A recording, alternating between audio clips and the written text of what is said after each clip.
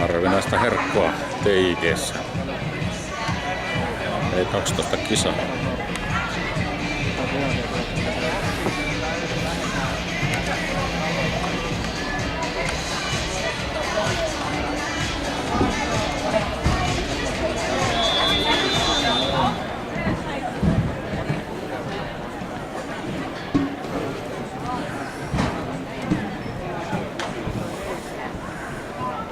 Seuraavana lähdössä 15-vuotiaiden tyttöjen 800 metriä päästetään Tekot Mahtla ja jaetaan palkinnot sen jälkeen.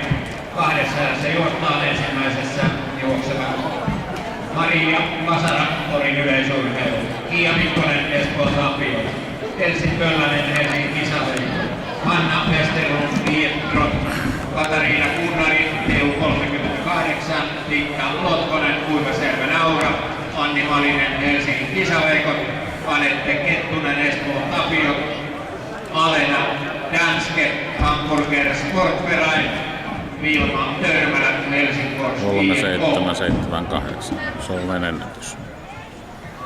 T11.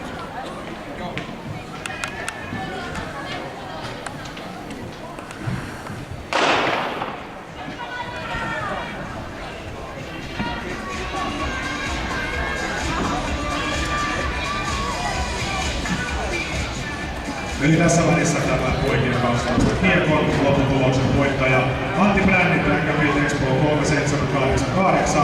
Antti on vasta 11-vuotias ja tämä on paras tulos 11-vuotiaalla hallinnollisuudessa kiekossa, joka on heitetty. Sitten kakkosena Arttu Korkeasalo, Lievänikkipiltä 6723.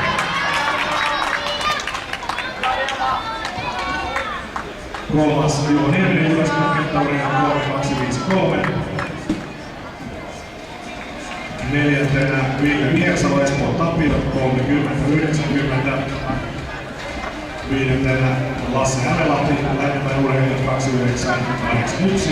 Ja kuudentena Otto Kerkkonen, Espoon Tapio 2950. Onneksi on kohteena.